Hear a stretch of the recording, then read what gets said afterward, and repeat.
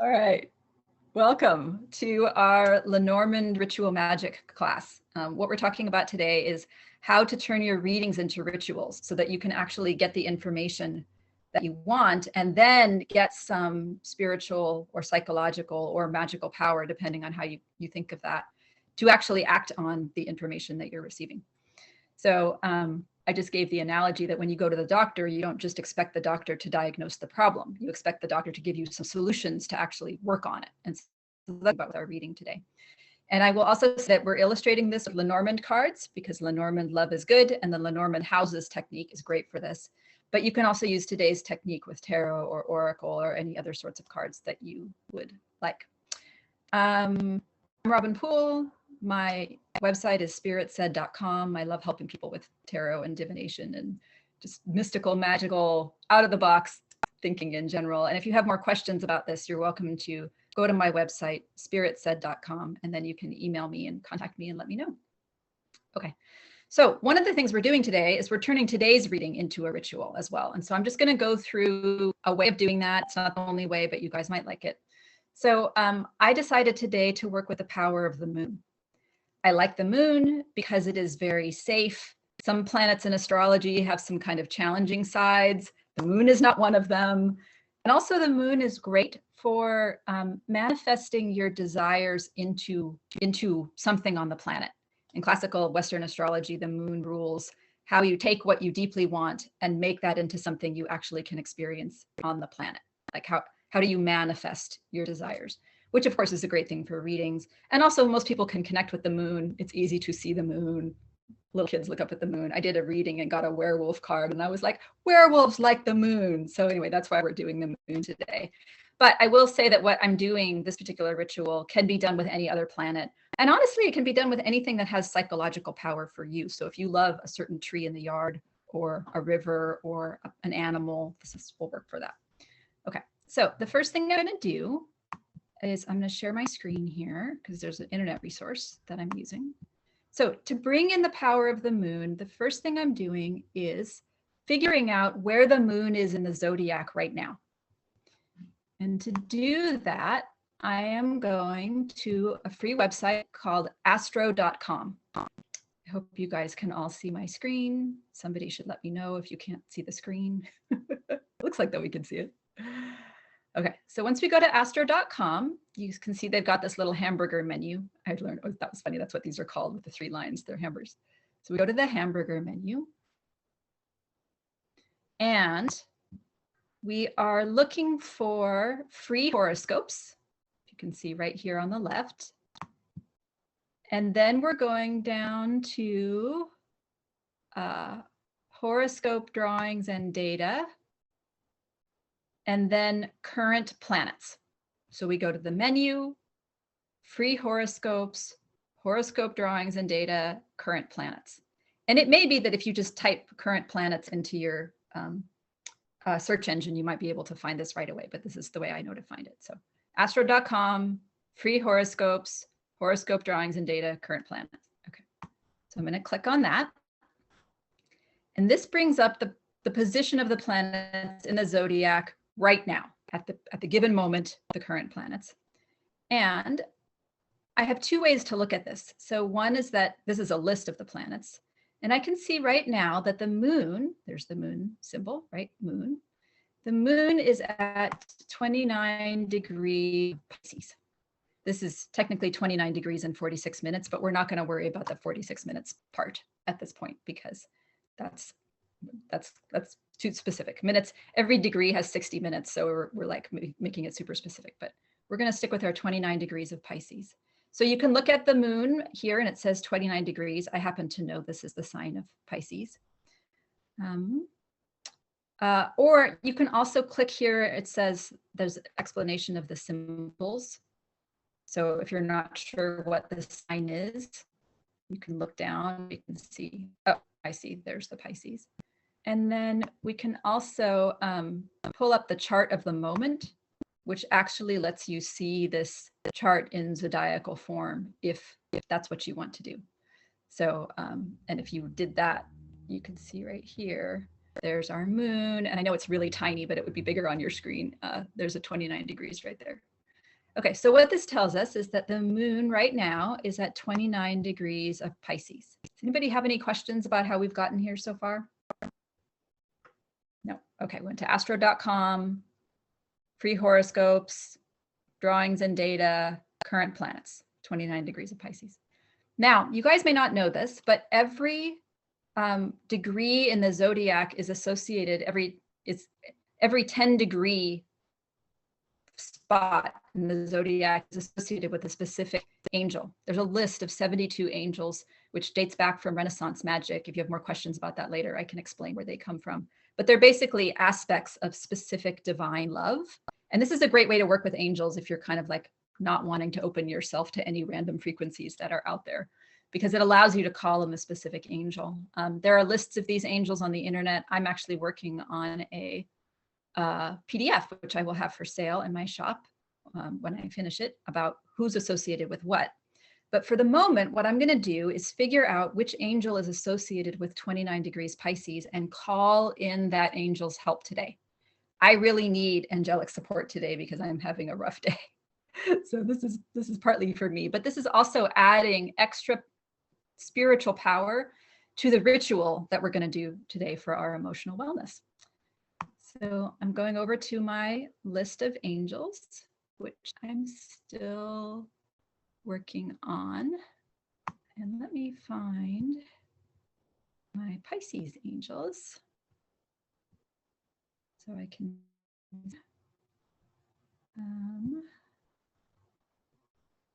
let's see. I'm looking for my Pisces decans here. These are my Scorpio. There we go. Okay, so here's my Pisces decan. You can see it's 21 to 30. Remember, we were at 29 Pisces. And that means that we are working today, our moon today is associated with this angel, Menadel. Now, I don't know if my pronunciation is correct. These are all sort of names based on Old Hebrew, and I don't know if I'm pronouncing them correctly. So the angel Menadel ensures professional success and stability, safeguards our livelihood, and gives us direction and willpower to achieve our goals. So that tells me that today's ritual is really going to be about deciding what we want and then working on creating that, which is great because I just said I wanted to work with the moon because it's about manifesting things in the world. So once you can connect the zodiac with the angel, and again, there are lists of these angels online, but I'll have one at our next, hopefully, I think by our next event in September. Once you connect wherever your planet is with this angel, you're like, okay, this is bringing direction into what we want. So I'm going to start with a grounding now to ask for the help of this angel and the power of the moon to come in and empower our reading and our ritual. And I think this is one of the important things to take you from the, I'm just getting information from the cards, into, okay, this information is now changing my life, which is that you start to leverage your spiritual power sources. And I will mention, I have a whole thing on my website I'm putting up on my blog about FAQs about working with angels. This isn't like, we're not doing a ritual to like summon the spirit of the angel and then we're binding the angel to do our will. I don't really believe in that ethically. And also I don't practice it. This is much more of a, okay, we're identifying this aspect of divine love and we're asking our spiritual connection to help us with things that are for our own best interest. So I can't guarantee that if you do this ritual because you want to get a certain job, you're going to get that job. Or like, well, I want so-and-so to fall in love with me. And so I'm going to do this ritual and ask the angel for help. Like that might work if so-and-so falling in love with you is for your best good, or if it really is a good idea for you to get this job. But I really believe in using this sort of method for things that have to do with like our personal growth and healing trauma, understanding divine love, learning how to love ourselves and others, learning how to, express our authentic self. It's those things that you kind of think that aspects of divine love would be on board with. And if you want to try it for other stuff, you're welcome to do that. But really, I think it's best to ask, is this something that I think an angel would really want to help me with? And then to use it for that. Okay. Any thoughts or questions about this so far? Okay, good. So I'm going to get our grounding together. And I'm going to invite you to participate with me in this in whatever way is comfortable for you. Feel free to alter it so that it's incorporates your traditions or whatever makes you comfortable. So I'm just going to close my eyes, rolling my neck around a little bit to relax. Take some deep breaths and feel yourself sitting in your chair, on your bed, on your porch, at your house, in your car, in the coffee shop, wherever you are, and just settle in to the energetic, spiritual energies inside of yourself and around your body. I've been feeling really nervous lately, so I'm going to release my nervousness. It's good to do a little purification before the ritual. And just let go of anything that you think isn't really for your best good. If you're frustrated about something or angry about an outside situation or preoccupied by your to-do list for the rest of the day, let's just let that go. If you feel like you might need it later, you might need your to-do list, you can visualize a basket at your feet and then set your intention to pick up anything on the way out. But for the moment, we're just going to release whatever's not serving us to really connect with our deeper spiritual selves in this reading here today. And I invite you to center yourself or ground in any way that's comfortable for you. If you want to envision roots growing down into the earth and anything that you don't need getting down into the mantle for recycling. If you want to ground, extending your aura into the rocks or the trees, the land around you. If you want to center yourself in your heart or connect up into any celestial energies, the center of the galaxy, the moon. And as we continue to breathe and become more centered and grounded, accessing our spiritual self, I'm going to envision a giant protective ball, which I always think of as like a disco ball with all the mirrors facing outward, to keep out any negative energy that doesn't belong here today. I'm going to ask our spirit guides to help us create a sacred, safe, cleansed, and protected space. Just knowing that if any negative energies do sneak in on your end, you have full sovereignty to kick them out and say no thank you to that. It's not what you want to experience. And I'd like to create a safe space today where we can connect with each other, create spiritual community, ask honest questions, get the help we need. But that when we leave, I'm setting my intention that all of the cords will be severed. We won't carry anybody else's emotions. We're not solving other people's problems. If we do get any Zoom bombers today, we will kick them out and continue on with our positive and harmonious spiritual experience. And that we will all come away for what is for our highest good. That's my intention, that you're not going to come away copying me, but that you will connect with whatever resonates with you today and be able to build your own ritual tools from what we're working on today. And I'm just going to give you guys a moment to set your own intention. Why are you here today? What do you want to get out of this? What do you want to take away with you?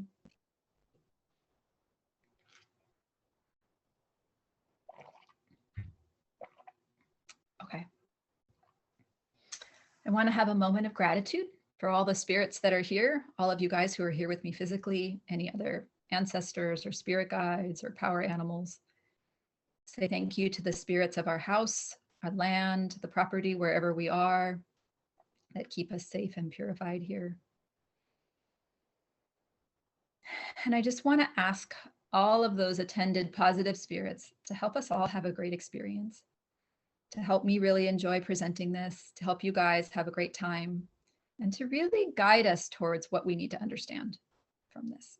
And I want to also say thank you to all the people who came before us and created Lenormand cards and tarot cards and have been part of this great tradition of spiritual connection through divination. And last, I want to ask the angel Menadel to be here with us, whether we hear from them. I always use them pronouns for angels, but whether we hear from them, whether we see a vision, whether we continue to get signs. I'm asking the energy, the divine energy of Menadel, to help us to be aware of our goals, to know what we want, and to learn how to move forward with them in a healthy way that's not stomping on others or resorting to things that are unethical or not a good fit for us. How can we use this technique to believe in our own experience and to create a spiritually healthy, emotionally healthy, physically healthy, personally healthy manifestation on this planet? And just to say thank you for being there for us and for helping us. All right, and then we'll call on the energy of the Pisces moon. I hope you are with us, Pisces moon. I believe that you're there to help us with our spiritual connection. I love Pisces, so I'm excited that you're here. And we're going to be bringing you into the ritual when we get there. Okay, a couple more deep breaths. Just settle into your spiritual connection with your higher self, your intuition. When you're ready, you can open your eyes and we'll start our presentation. Okay, I know it's very ecumenical. There's a lot of energies I'd like to connect with, but I just want to make sure that everybody, whatever your spiritual tradition is, feel like you're included here. Somebody asked me recently, are you trying to get people involved in any specific spiritual tradition? And I said, no, I want everybody to feel empowered to get more out of their own spiritual tradition, whatever that is. So that's why I cast such a wide net. Okay, are there any questions in the chat, or does anybody want to unmute and ask a question or make a comment?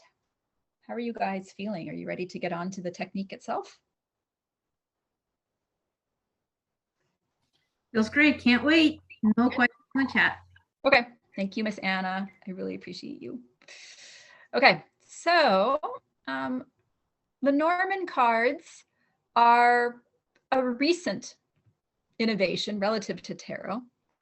And they basically date from the late 18th century, early 19th century. So like, I think they were first published in like the early 1800s. And the thing about Lenormand cards is that they basically are much more like concrete than tarot cards. And they refer to specific life areas. And I'll just point this out on my website. So this is my website, Spirit Said. This is what you type in. Oops, no, that's not what I'm looking for. That's the wrong tab. Sorry, guys. Here we go. This is spiritsaid.com. So if you go to spiritsaid.com, this is the screen. You'll see me. There I am at one of my local photo shoots. Okay, so if you go to the free resources tab, it's right here, free resources. And you can see I've got a bunch of these PDFs. So this one here is a list of the Lenormand card signifiers. And these are the links that I put in the chat, but I just wanted to show you where to find them in case you're like around someday and you need them. This is a list of all the Lenormand cards in order from 1 to 36 and what they represent. But I just wanted to illustrate, they represent like very specific life things. Like unlike the tarot where you're like, well, what does the 3 of Cups represent? Well, it's got various associations, but it's not like a specific life area as the 3 of Cups. But you know, the Rider card is a visitor or a new person. The Clover card represents your good luck. The Ship card is about travel or life's journey. The House card is about family. So one of the things that's nice about Lenormand cards is that they really practically allow you to like troubleshoot or look at specific life areas. So this list is just a full list of the cards. And then I will also point out that there's also, you can see it says the Lenormand houses map. Today's technique, Lenormand houses. So this is here for y'all in the presentation and we'll talk about it. But if you want to come back and download it for yourself, there it is. Okay. All right. So anyway, so Lenormand houses, Lenormand cards are very specific about like very concrete life area, and we're leveraging today. So another cool thing about Lenormand cards is that you can deal out all 36 of them at once, unlike tarot, which has 78 cards and is just too many to deal out all at once. Lenormand cards there's 36 of them. Also, they're typically physically smaller than tarot cards. And that's what we're working with today, is dealing out all 36 cards in a row, which is called the grand tableau. Tableau is a word for meaning like a table or like a spread. So it's called the grand tableau. There are lots of grand tableau techniques, and we've had other classes on them. If you're interested and you want the videos to past classes, send me an email Robin, or contact me on the website, or you can send me an email. It's robin@poolmx.com. I'll give you the email later. And I can send you the other videos. So I just thought I would review what the grand tableau is. And there are multiple ways of dealing out the grand tableau, but the traditional way is 4 rows of 8 cards each, like this. And then 3 cards are at the bottom. And I'm sorry, 4 cards are at the bottom. And the 4 cards are at the bottom are often thought to be like themes. Sometimes they're called life cards. We may do another class on that at some point. But basically the grand tableau is dealing out all of the cards, and you can deal them out in a 6x6 grid or a 9x4 grid if you like, but this is the classic way to do it. So there are a lot of grand tableau techniques, and I thought I'd review a couple today before we got to today's technique. So one of them is to find a signifier. So like, let's say you want to find out what you can do to achieve your goals and dreams.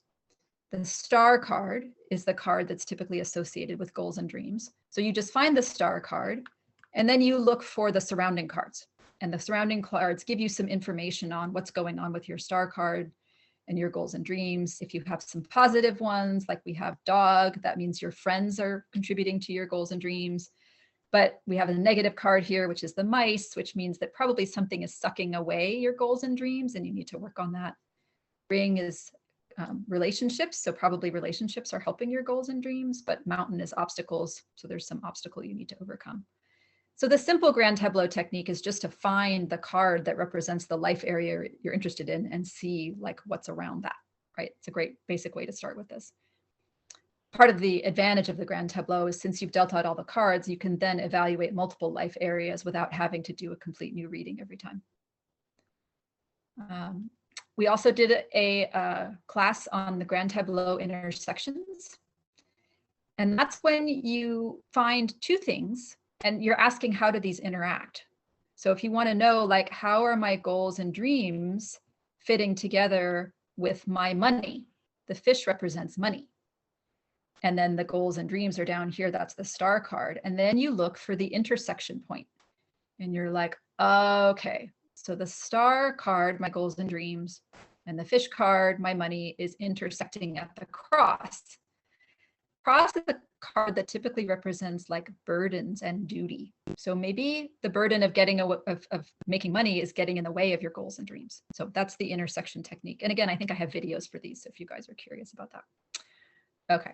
Do we have any questions or comments about this so far? Because we're about to get into today's technique, which is Lenormand houses. Nope. Okay, great. All right. Okay, so today's technique called Lenormand houses, and again, if you want to do more research on that, you can, emphasize that it builds on the idea that each card is numbered. And you guys can see that in the list of signifiers that I gave you. But also, if you have a Lenormand deck, the cards are going to be numbered. So you can see this is the tree card, and it has the number 5 right at the top. This birch rod tree is about health. Birch rod is often called the whip, and it's about strife or arguments, or sometimes about the physical body. It's number 11 here. And the scythe, which is about endings and things that are being cut off, and also about harvesting, is number 10. So any Lenormand deck you have should have the actual numbers on the cards. But if you don't have a traditional deck and for some reason it's not numbered, then you can always use my signifier list. People sometimes ask me about the playing card insights. You can see this is the Jack of Diamonds, Jack of Clubs, the 7 of Hearts. I will do a class on some point in Lenormand playing card inserts, but we're not actually using those for today's technique, so you don't have to worry about them. And not all Lenormand decks have the playing card inserts on them anyway. Okay, so the focus of today is the numbers that go with the cards. So the tree is number 5, the birch is number 11, the scythe is number 10. And so what you can do when you get to your grand tableau is, let's say you've dealt out all the cards and you're like, what's going on with my health? Well, we know that health is symbolized by the tree, and that's on my list of signifiers, so you don't have to memorize those. Health is signified by the tree, and the tree is card number 5. So when you get to the grand tableau, you then are like, oh, where is card number 5? And you just count from the top. So this is 1, 2, 3, 4, number 5. Okay. So now you know that the house of health, and that's why it's called Lenormand houses. Tree is the 5th card. Therefore, the 5th card, sorry, tree is card number 5. You can see the 5 right here. And therefore, the 5th card is the house of the tree. And it will always represent whatever's going on with your health or the health of the person that you're reading for, if you're reading for somebody else in the spread. There we go. Does that make sense? You look at the number of the card, and then you just count that many cards in from the beginning to find whatever the reading has to say on that topic. I do have a couple of other ways of explaining this if people need it.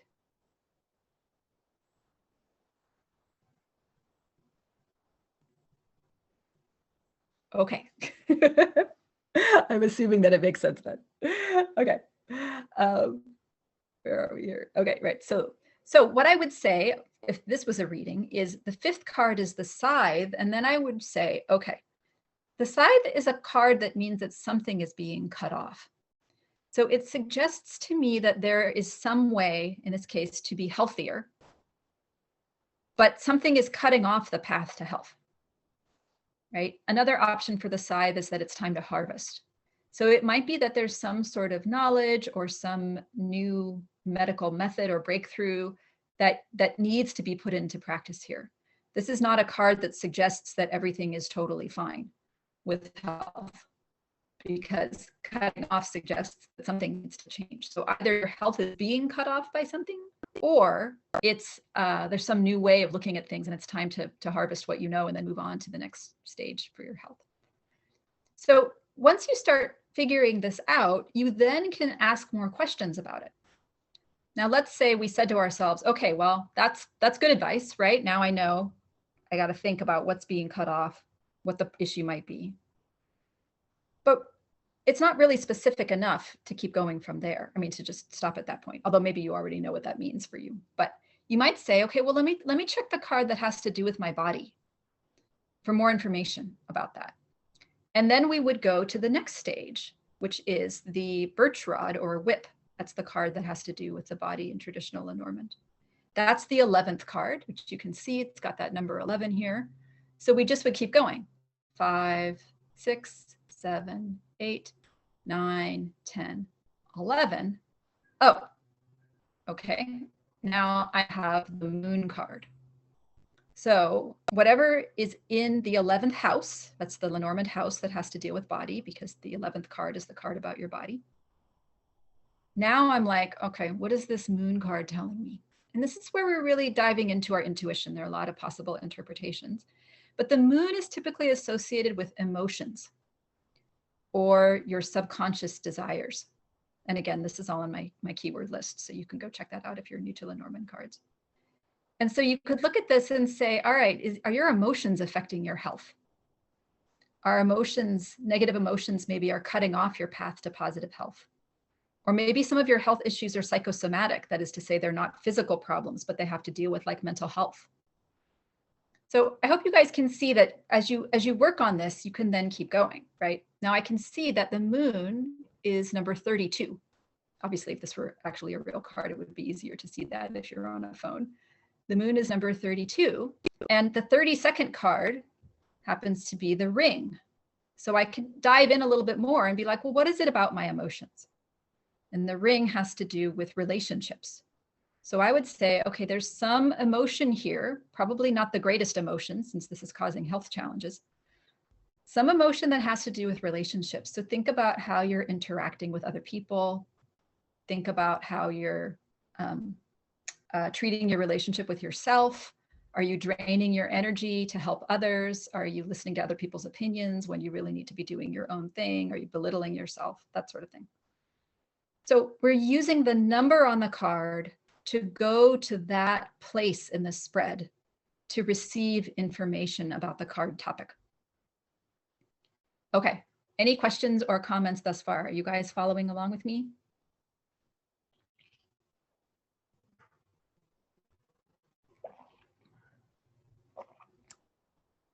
Hello? Yep, we seem to be good. Okay, great, thank you. I'm sitting here thinking, oh my gosh, did I lose my internet? Is nobody out there? So I really appreciate your chiming in and letting me know. Okay. It looks like someone has a hand raised. Ooh, Yeah, Robin, it's Subhash here. Am I audible? thanks. Yeah. Yeah, so if I understand correctly, we have taken two cards, right? Card number 5 and card number 11. So when, yeah, am I audible? Am I clear? Hello.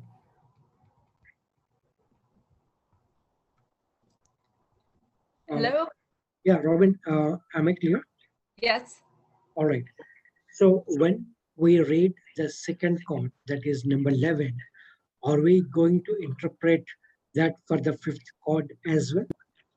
Or just in relation to the card number and the placement of the card? So it's a good question. So what we are doing is we are interpreting card number 11 as relating to the topic of the 11th house. The 11th house is the house of body. So this is giving us information about our body specifically because it's in the 11th place in the reading. However, we are stringing that together along with the information we found out about health from the 5th card.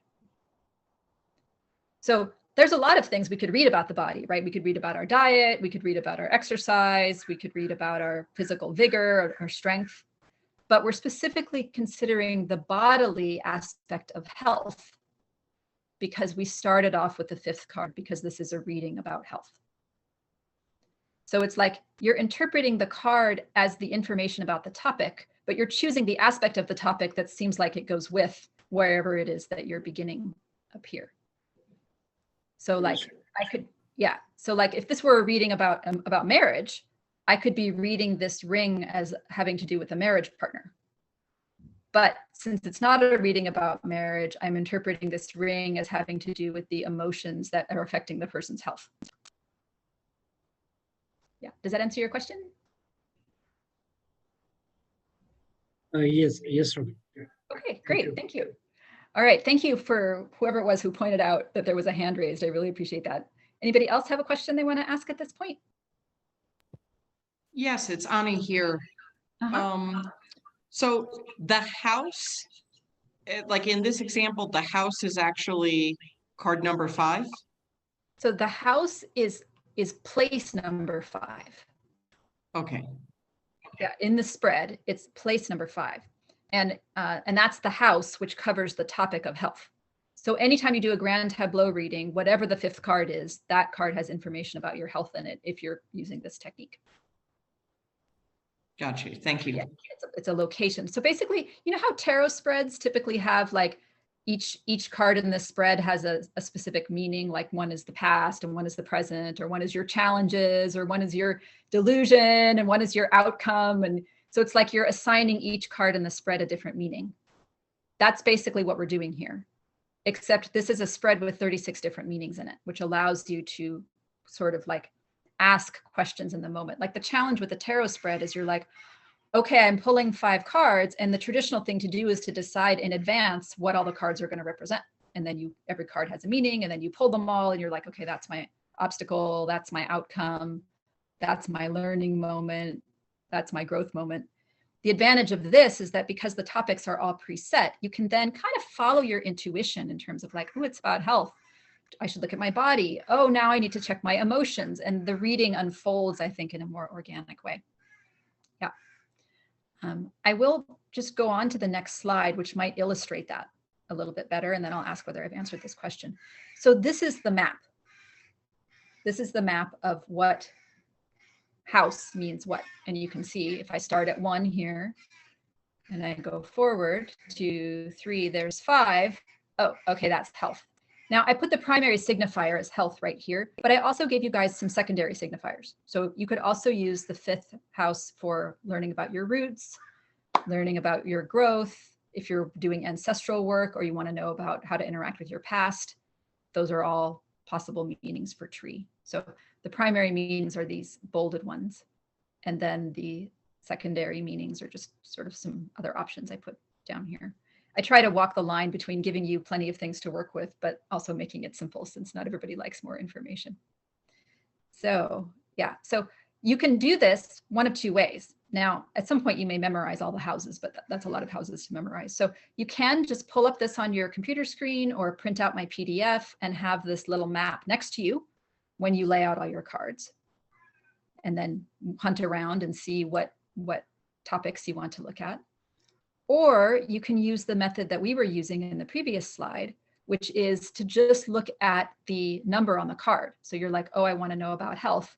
And then you just find your tree card and you're like 5, right? And then you just count in 1, 2, 3, 4, 5. So you can use the map if you're a map kind of person, or you can just lay out all your cards and then find the card number that has the topic you want and then count in. So if you want to know like, what's the message of this reading? Well, the messenger is rider, that's number 1. And the first card tells you that this reading is about abundance. Somehow that's the message of the overall reading. So if you're a map person, pull the map up or print it out, stick it in your grimoire or your reference folder.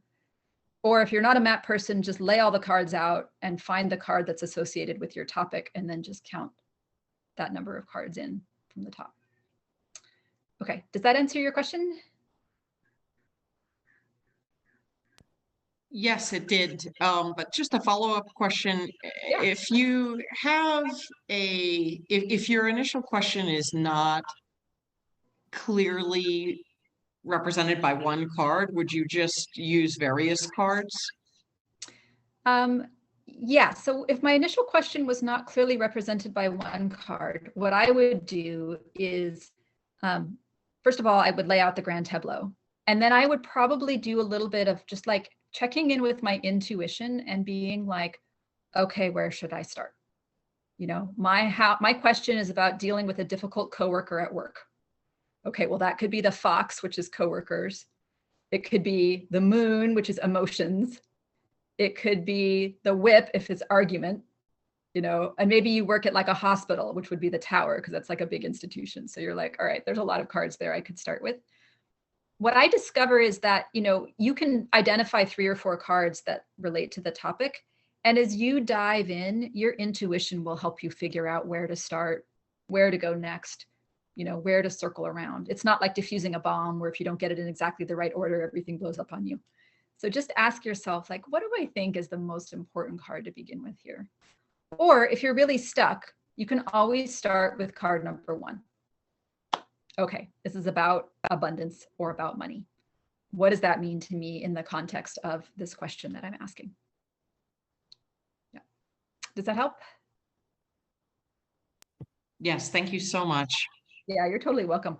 I really feel like, you know, these people have been doing this stuff for a long time. There are lots of like rules and guidelines and techniques. But, you know, what really matters is what happens in you. It's like if you went to the doctor and the doctor said, oh, here's you have some diagnosis, here's the plan for treatment. What matters is how that impacts your body. And so as much as I like saying, here's the rule and here's the plan and here's how we do this, really what matters is what is your intuition and your spiritual connection telling you is important for you. And part of why cards are challenging is that they really help us learn to rely on our own intuition and not just follow rules the way we did in school or what you might have to do at work. So I really support and honor your like asking these questions and stepping into that place of power where you are figuring out what works for you. Okay, any other questions? Thank you guys for asking these. It really makes me feel good that I'm able to like clarify what I say so that it's meaningful for you. Okay. All right, so here's the map, basically.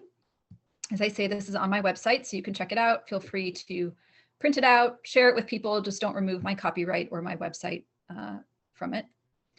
And what was I going to say about that? Oh, so I will say that these are like sort of classic meanings for these cards with a couple of exceptions. traditionally the snake card represented like a deceptive or backstabbing person.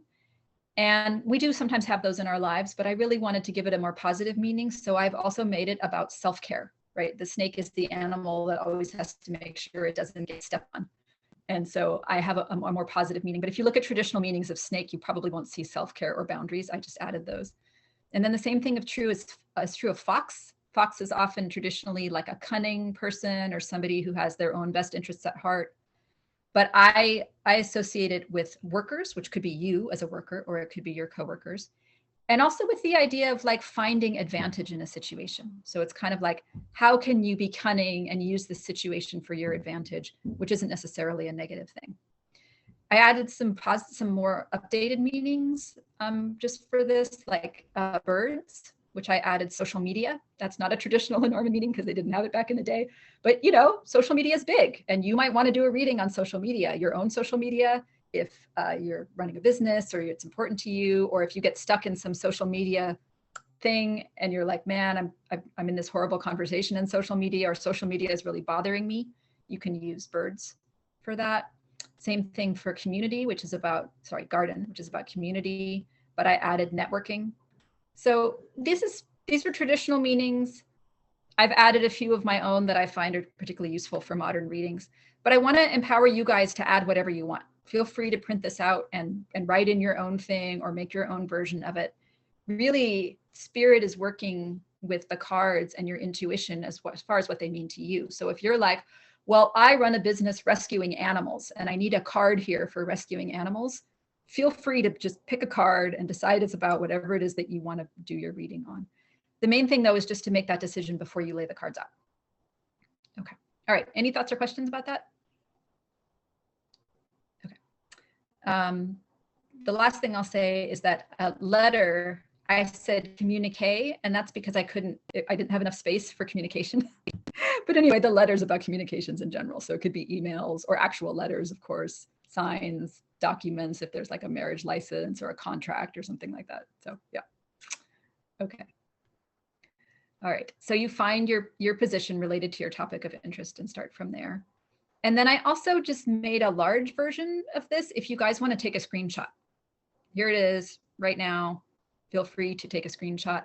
Or if you want to email me, I'll give you my email at the end. I can email this to you, but I just made it extra big on the theory that somebody might want to just have this on their computer and take the screenshot right now. So go right ahead. I now realize I didn't get rid of all the commas. I was doing this at like 1 a.m. last night. I've been sick, and so I'm not as prepared as I would like to be. But anyway, still should be useful for you. Okay. All right. So now, I think that's the end. Okay, that's the end of the presentation. So we're now going to get to the ritual portion. Does anybody have any questions they want to ask while I still have my slides up here? Any hands raised? If you want to, if your hand is raised. Hands. This time I'm looking for raised hands. Thank you. I don't see any. I know, you're so great. Thank you for being. Oh, I know what I wanted to say. Okay, so Lenormand cards are traditional from the 1800s. And as a result, they only have a man and a woman. You can see we've got man and woman right here. Now, I am working on publishing my own deck, which has a they card in it. And there are some cards, there's like, I think it's called like the Queer Lenormand that has a they card in it. So there are some modern decks with they, but if you get a traditional deck, there is no they. So obviously you have a couple of choices. If you identify as somebody who is not binary, or you use the they pronouns, or you're reading for somebody who is. One is to simply choose either the man or the woman to represent them. But you also are totally empowered to ask them or choose for yourself any other card that fits with you. If you want to be the bear for personal power, that's a great choice. If you want to be the snake for self-care, that's also a great choice. If you want to be the sun for success, that also is good. So it's traditional to use the man for people who identify as male and the woman for people who identify as female, but there is no need to do that. And if you don't identify as either one, or even if you do, but you don't want to be pigeonholed by that, and you would like to identify yourself as anything else, that's another good way. I'll mention the question of, I'm not really sure what my question is. I don't really know where to start. I feel like I need a reading, but I don't know what to do. then you can say, okay, well, let me just find a card that represents me in the reading and start there. Okay, enough of this. So I'm going to stop sharing. Yeah, the queer Lenormand. There we go. The drag queen, the drag king. That's perfect. Yeah. So for those of you who can't see the chat, Annie said, the queer Lenormand has person, drag queen, drag king, and child. Yeah, and actually all of the Lenormand decks should have child. So that's always a great way to start since it is non-gendered. Okay, so I'm going to start our ritual portion here. And then, I don't know, Anna, are you able to spotlight the my overhead camera here, my cell phone camera? Thank you so much. I think I did For it. some reason, yeah, you totally did. I can't you guys have it spotlighted and see me waving here? You can see my hand waving. It is spotlighted for me, so I hope it's for everyone. Yeah, I think so. I can't figure out on my Chromebook how to spotlight it, so I'm grateful to you for doing that. Okay, so I'm going to move my laptop here. So what we've talked about so far is about how to actually do a Lenormand house reading.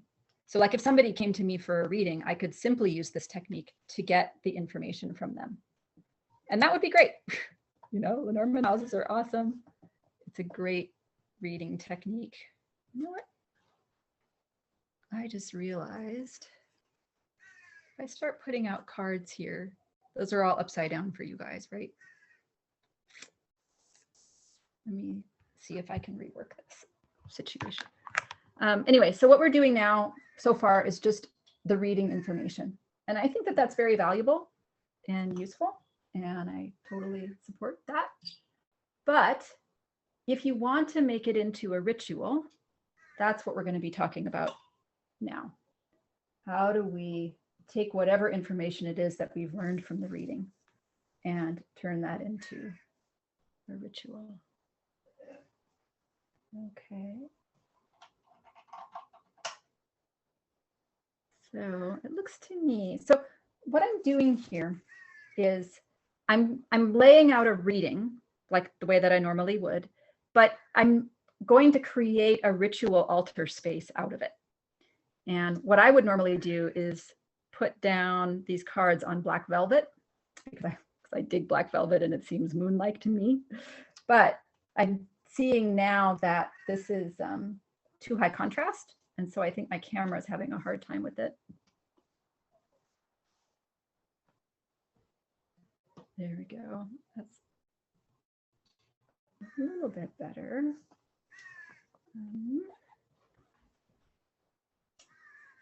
Give me a moment here. Let's try this and see if this helps.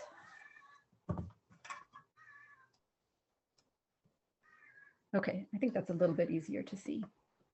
So what I've done, normally I would be using my regular Lenormand cards here, but my camera, the Lenormand cards, when I spread out all of them, it's too big for my camera to see. Oh, I will mention, by the way, this is now follow along time. So if you guys are wanting to do this ritual for yourselves, it's time to follow along here. So what I did, because everything was too big, is I just took, this was originally an 8.5 by 11 piece of paper, and I cut it into a bunch of little squares. And then on each square, I put a specific Lenormand card. I painted these, but you could draw them with a Sharpie. And this had two advantages. This had two advantages. 1, 2, 3, 4, 5, 6, 7. So what we're doing here is we're just laying out a grand tableau reading. So if you're following along, it's time to lay everything out. So there were two advantages. One, this allowed me to create a Lenormand deck without actually having to pay for one when I was trying to figure out whether I really wanted this, to use this system. The second advantage I had was that they're small. These are like, I think they're 1.25 inches by 1.25 inches. And so that means that I can lay out a grand tableau reading in without taking up like my entire table. And the thing is that because I make my readings into rituals, I typically want to leave them up for several days at least. So the last thing I want to do is like take up my entire table and then have, you know, I can't use the table because it's stuck there. So I typically lay them out on little trays. I'm always looking for trays every time I go to the thrift store. This is a cool vintage tray. It's probably from the 1960s, I think, maybe 50s. And so this allows me to lay out my reading in a small, portable way that I can easily move it around. I can take it outside if it's not on a windy day.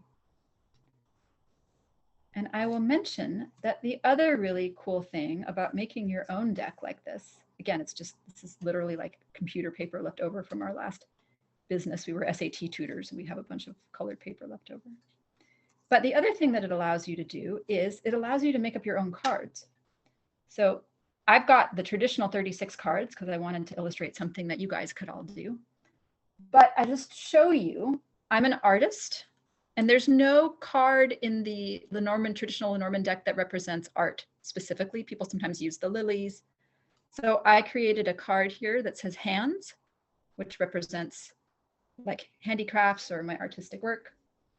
I've got another card, which is leaf, that represents spiritual growth. I have a card for brush, which represents creativity. And then I have a card bench, which specifically represents work for me because it's like the workbench. And then I also have a non-binary card, which I use when I read for people who don't identify as a specific single gender. So I think making your own Lenormand cards is great. It took me like an afternoon. It would have taken me less time if I'd drawn them and not painted them. And one of the nice things about Lenormand is that you don't typically read the symbolism on the card. We're just reading like what the card indicates. So you don't have to be an artist. You can see mine are not terribly artistic here, but you literally could just get a cereal box and cut out a bunch of squares and then write the names on them. This, by the way, makes Lenormand cards great for travel altars. And I have a mini set where they're like these tiny little inch, I think it's 1 inch by 1 1/4 inch, and they fit in my Altoids tin, which I stick in my back pocket when I go to the park. So Lenormand cards are terrific for mini readings because you can make your own cards so easily. Okay. All right. Any questions on making your own cards or any of those topics? Nope. Okay. So I promised an emotional wellness ritual and reading, and that's what we're going to dive into. I just used the health one as an example because I happen to have that in my presentation. So the first thing I do once I get my cards laid out is I want to get myself into a ritual or spiritually connected space. Now, we did that at the beginning of this because I wanted to make use of the moon and the angel Menadel. Thank you, Menadel. I feel you up there. I was having a conversation with Spirit this morning about how I'm like afraid to say what I want. And so this particular angel was perfect because I'm like, okay, I need help setting my goals. But if we hadn't done that to begin with, that's when I would do that now after having set this out. And, you know, you can always light candles or call in the elements or whatever that means for you. Now, since I wanted to work with the moon, I like crystals, and I have some selenite little pillars here, which I got at a local rock shop. And so I'm just going to place these in the corner and ask for the Pisces moon to bring in her energy to bless my ability to gain information from this reading and also my ability to benefit from it. So help me understand what I need to understand from this. And of course, I'm asking on your behalf too, if you guys want to put a little prayer out there to whatever your spiritual connection is, that would be great. We'll take a moment and do that. Just a second. So I'm calling in the energy of the Pisces moon to help us understand our deep selves and to be able to use this information in some productive way to heal or grow or transform. And as part of that, I love animals. I really connect deeply with animals. And I found, it was so cool. I was at the local tea store. This is a store that sells herbs and tea. And I saw this little kitty cat, a little stone cat. And I was like, oh, how adorable. And it was like $4. And I'm like, okay, you're coming home with me. I have a whole collection of little animals that I use in my rituals. And then my husband reached in and he's like, you need this one. And he pulled out this, which you guys could see is a little unicorn. And he was like, oh, it's not a tiger. And for some reason, he thought it was a tiger. And then he started to put it back. And I was like, no, do not put that back. I'm like, you pulled that out for a reason. I totally believe that my husband is wise. And you guys may or may not know, but unicorns are associated with the moon. So I'm going to set this unicorn here as a guardian over my reading. And then because I love stones and crystals, I have this beautiful moonstone bracelet, which I bought for my birthday in Paris. So it has a lot of great associations for me. And moonstone is, you might imagine, associated with moon. So I'm just going to place that at the bottom here as a way of bringing in our extra lunar energy into this reading. Okay. Are you guys getting the swing of this? Right? There's some mix of traditional associations like selenite and moonstone and the unicorn. But there's also, and this is so important, there's also my understanding of what deeply resonates with me. Like you can have a list you got off the internet. And in fact, my website on that spiritual resources page has a list of crystals and things that go with each of the planets. The moon's not a planet, but in astrology, we say that it is. Anyway, so you can do this with Mars or Mercury or Jupiter or any planet that you want if it's got some other meaning for you. But you shouldn't go slavishly by just a list from the internet, right? You really want to check in with yourself, and you could think about whatever rituals have meant a lot to you, or the rituals you did that were really transformative. Like, for example, you might say, well, I get a lot more power out of my rituals when I go outside, when I'm meditating in the park, when I sit at the beach or wherever it is. But then you're like, well, I don't want to take this outside because I can't carry this to the beach. Or what if it's windy and the cards blow away, right? So take a picture of it on your phone. And then go to the beach with your phone or go to the park with your phone and do your reading there. So you really want to be able to become, and this, my spirit guide is always telling me about this, you got to become an expert in yourself to know what energies are deeply transformative for you.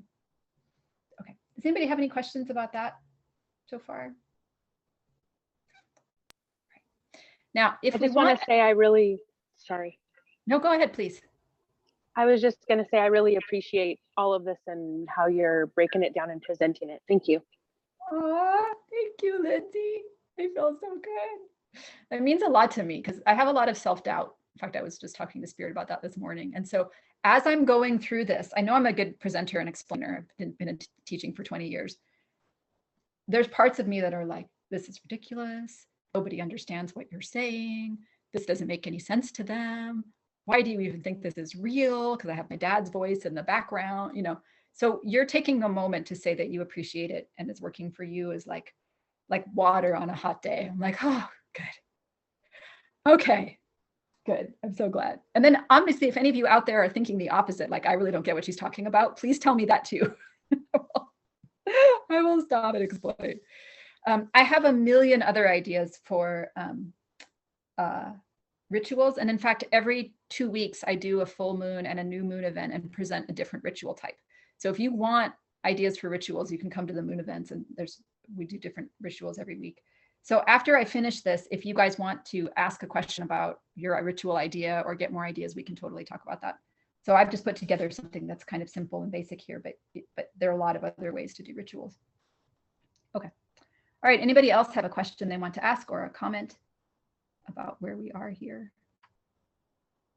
Okay, because we're about to use that Lenormand technique. So I suggested, so Annie asked the question earlier, well, how do you figure out what card to use if you're not sure? And emotional wellness is what came to me. And that could either be the heart, which is about love, or it could be the moon, which is about emotions and emotional wellness, like mental health in general. And I was going to do moon, and my spirit guide was like, no, you should do heart. And when I closed my eyes, I like saw a picture of a heart in my brain. And I was like, okay, heart it is. So this is a great example of like, you know, working with spirit is really a partnership. And it's not all about you, but it's not all about spirit either. It's the two of you coming together. And depending on where you are in your growth, you may find that spirit is like, let me tell you what you should be doing now, right? Giving you direction. Or you may find that spirit is like, so what do you want? So what's important to you? Or you like ask a question and there's just like silence and you're like, okay, I guess this is figure it out time. And that's because a lot of us can tend to be on one side or the other. Either we're very headstrong, we know what we want, we do what we think is best, but we don't necessarily like stop to listen for input. And for people like that, spirit may be constantly telling you to ask or wait or look at your intuition instead of just like bowling ahead forward. But a lot of us are on the other side where we're like, I don't know, I can't figure this out. Spirit is so much smarter than I am. Spirit, please tell me what to do.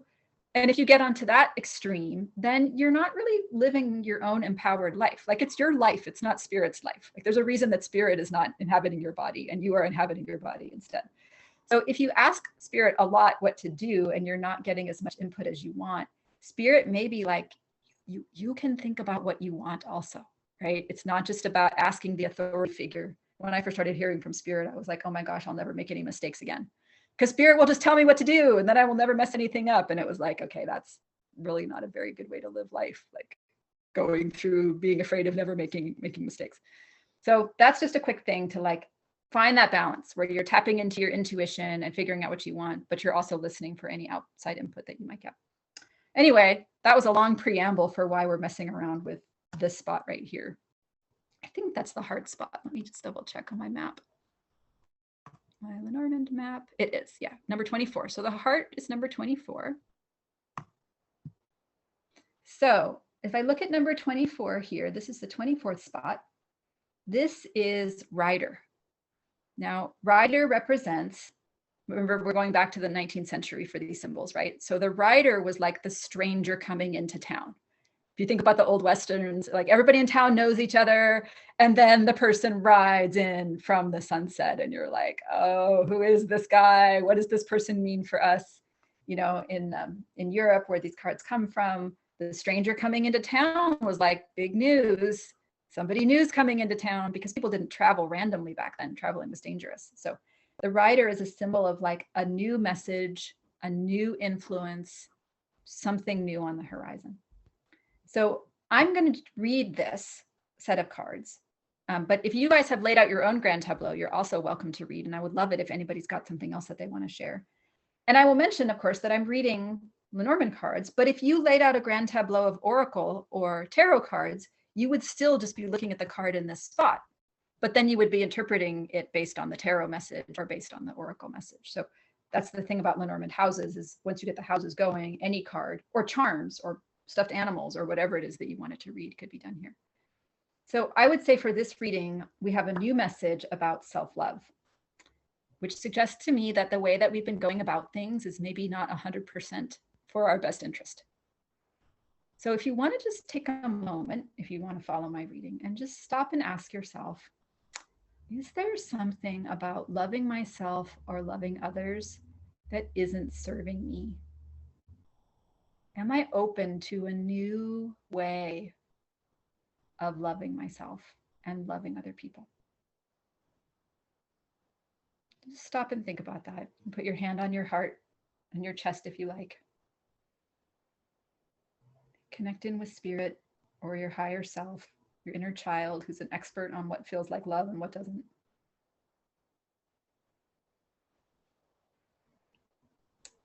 Is anything coming to you about a new way to love yourself? And feel free to write some notes down or just even write the question down if you want to come back and meditate on this later.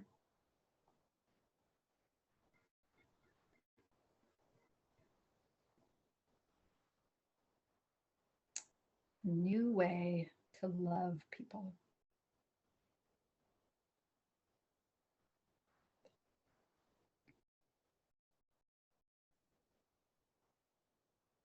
Okay. I'll just share what's coming to me is that I need to love myself and others by being my authentic self instead of thinking that I'm loving them because I'm loving them by hiding who I am. Like instead of hiding who I am and saying, well, now I'm not bothering anybody, I need to like share who I am and know that that is how I can love others. That's what came to me. Does anybody else have anything that they want to share or put in the chat? What's coming to you about loving somebody, loving people or yourself differently?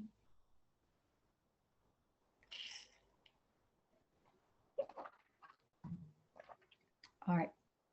So, and obviously, if you have your own tableau and you've got some other card here, you may be getting a different message about this, but I'm going to follow along with this guy. So we can see this is card number 1, right, on the thing.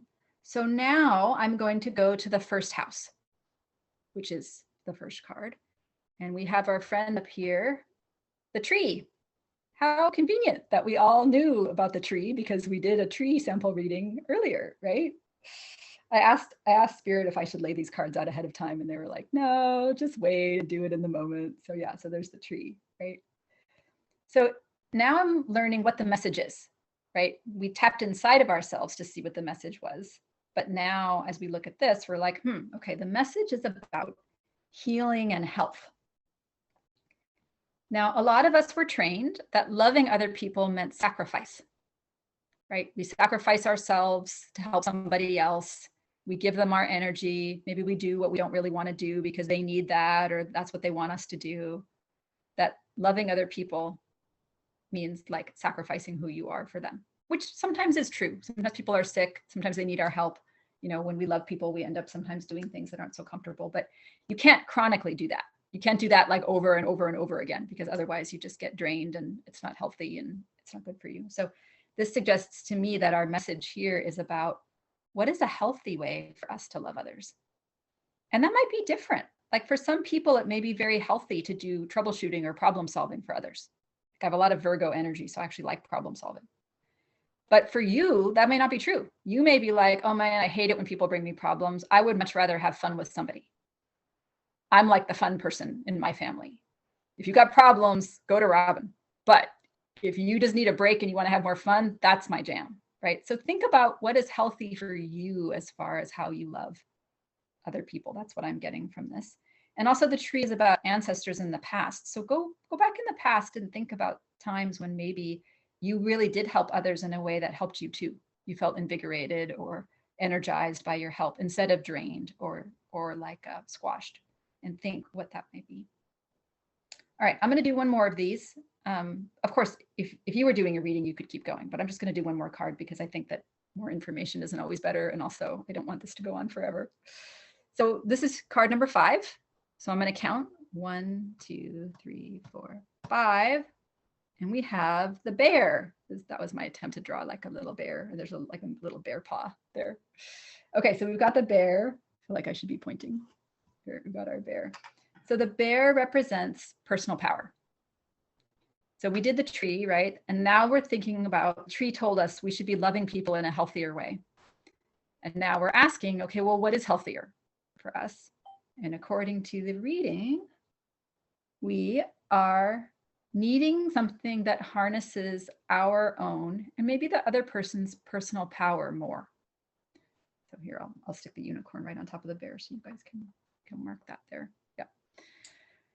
Okay, so the thing that comes to me is that a lot of times we were told that we needed to rescue others. We have to prevent them from experiencing bad things. We should be experiencing something hard so that so-and-so doesn't have to suffer. And there may be people in our childhood who wanted us to rescue them or gave us the impression that it was our job to fix the problem or that we were the problem, so we had to take responsibility for changing it. And so I'm having a feeling here that the health is to realize that actually becoming powerful is loving other people. You're not getting rid of your power when you love others by sacrificing yourself or draining yourself or doing what they want instead of what you want. But actually becoming a more powerful person yourself allows you to empower other people to then solve their own problems or get through their trials or deal with their difficulties or create a life that they like instead of looking at you to solve their problems or expecting you to fix everything for them. So instead of thinking about love as sacrifice or love as draining or love as burdensome or love as doing what others want, it's like, no, loving ourselves and others is becoming more powerful and then helping other people step into their power as well. What do you guys think about that? Is that resonating? Some? Thanks. Appreciate the thumbs up. Thank you. So I hope you guys can see how we're using the houses technique then to figure this out, right? To get this information out of the reading. And of course, we could keep going. Now, if you're doing this with oracle cards or tarot cards that are not numbered this way, sometimes the chain is harder to find. So you can have two options. The card itself may actually have a number on it, depending on your oracle or tarot deck, and you could just go from there. So you could follow the chain of the number you have on your card. Or you could go back to the Lenormand map and be like, okay, love. So maybe I go from love, I want to go to partnership, and then you could go to the ring card. Or maybe you're like, well, for love, I want to go to my goals, because it's my goal to find a romantic partner, and then you could go to the dreams card. So if you're doing this with tarot or oracle and you can't follow the card numbers on the card itself, just go back to the map and let your intuition help you figure out what card you want to look at next. Okay, all right, any questions on this reading or how we put it together? Like the technique I used or how you could use it for your own self? Okay. Actually, yes, I have a question. Yeah. If we end up, let's say, like, for example, we had the cross, which is number 36. And so then we end up in those bottom four cards. I know in the previous class that I took with you, you said the bottom four cards are usually signifiers. But in this case, if we end up in those bottom cards, do they mean anything more than any other position in the tableau? Right. So this depends on how you choose to do your reading. So it's perfectly fine to say no. I'm not doing the signifier thing. I'm doing the Lenormand house thing. Wandering down at the bottom is just the same as wandering anywhere else. And this goes back to becoming an expert in yourself, which is something Spirit talks to me about all the time, where you're like, I'm just going to get off track if I start bringing in that other stuff. That's going to distract me from the power of my reading ritual. On the other hand, there are some of us where more is more when it comes to divinatory information. So if you decide that you would like those bottom four to be especially significant, and you end up down there, you're like, okay, wow, apparently this is a major theme for me right now. And then you can do some other cool things. Okay, tiny preview of further techniques.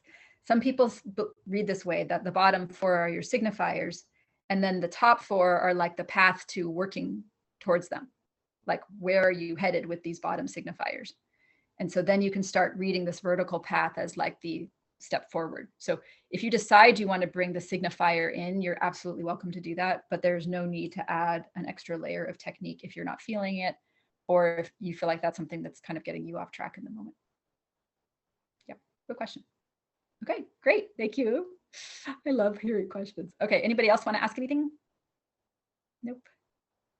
Okay. All right, so I will now get to the ritual portion of this. So hopefully you've heard some things that resonate with you, or if you're running your own reading, you're like, oh, I see how I could put this together. Again, it's not necessary to implement everything in a cognitive sort of way, but just those themes of like building your own power, loving other people through building your own power. How do I love people in a way that's healing for them and me, and not just like serving them or taking care of their business or whatever. And now we're talking about, how do I bring that power inside of me to make those changes? Because it's one thing to cognitively know what you need to be doing differently. And all of us have had those times where we're like, okay, it's now 6 months later, and I'm basically like still knowing I need to make this change, but I'm not actually doing it.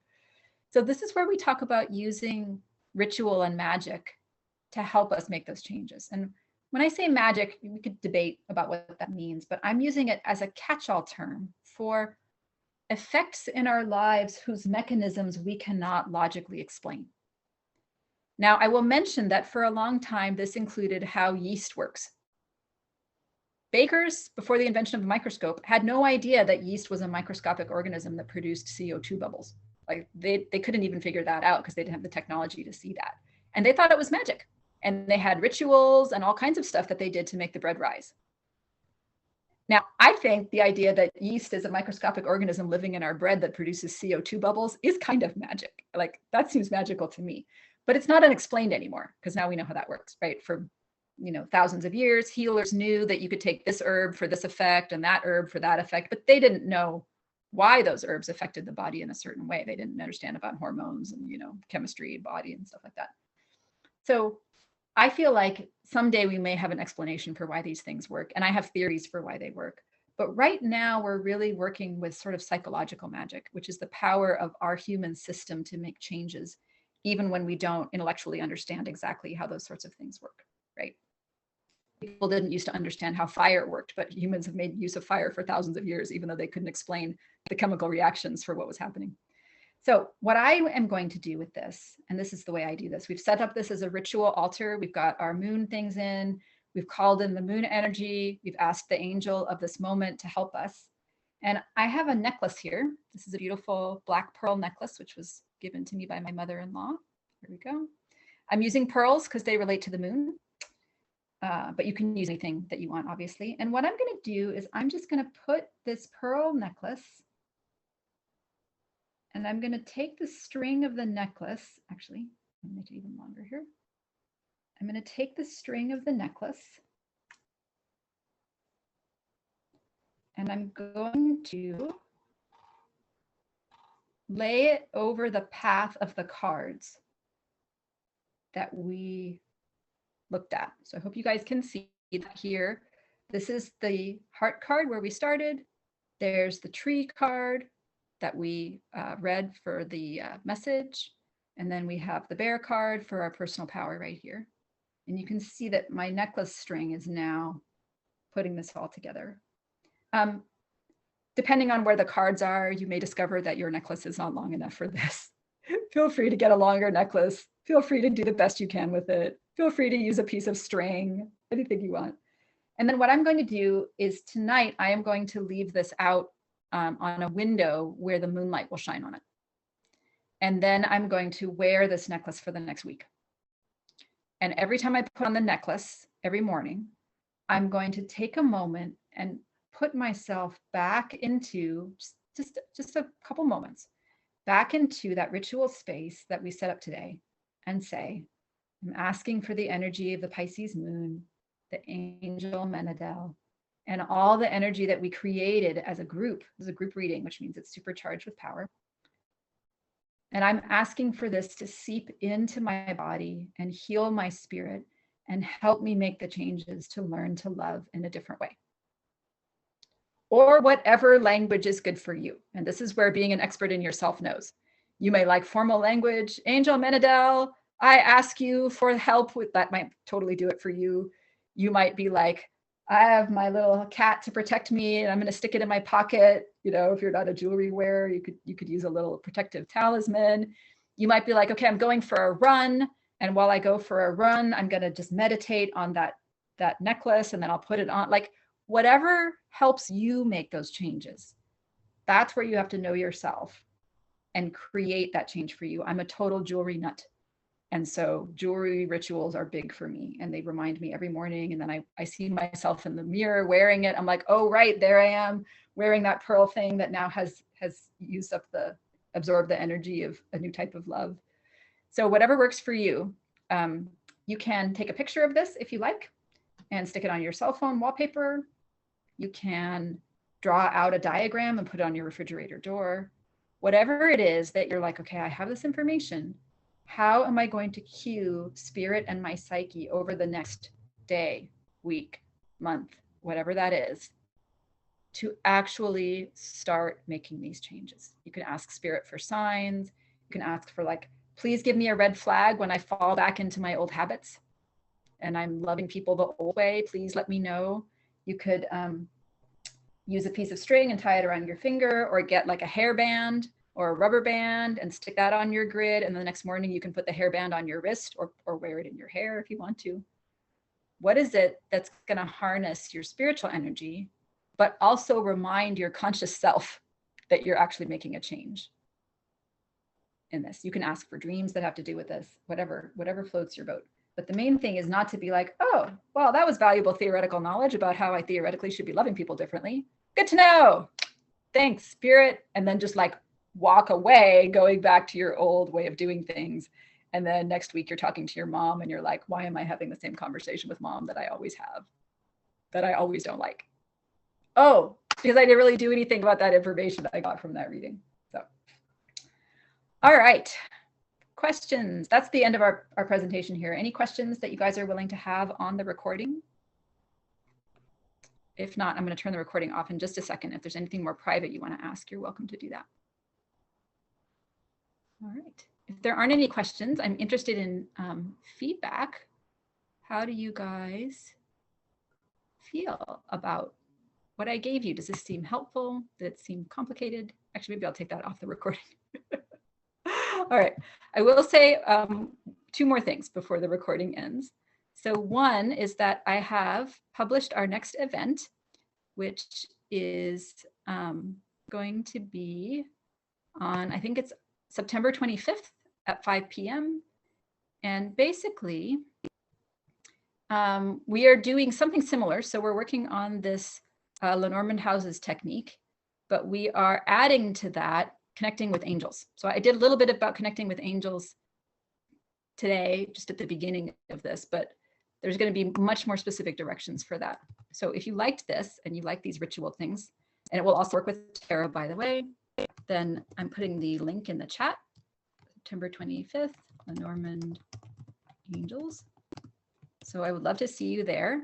And then also we have another meetup event on August 27th, which is the next moon event. That's a Virgo moon, which is going to be great because Virgo is super helpful for problem solving and doing new things. So that is coming up. You're members of this meetup, so you guys can check out that event. And then I do occasionally get asked, people want to support my work. And if you'd like to make a donation for today's class, I would be happy to accept a $5 to $10 donation. And that would be great. I'm going to put my information there in the chat. But I will also say that I feel supported that you just came. Or if you don't want to give a monetary donation, if you would like to just give me some feedback and email that to me, and I can use that to promote upcoming events, that also would be terrific. Oh, great, Subhash. I really appreciate that. Thank you so much. Yeah, I would love to have some testimonials and feedback that I can promote to future events with. It was great to have you guys here. I really loved that. And I will turn off the reading. Oh, I have a couple other things to say. I am planning an astrology of Halloween event, which is all going to be about how we can use Halloween astrology and make our costume into a ritual to actually make changes in our lives. There's a part of me that's like, you can't talk about the astrology of Halloween.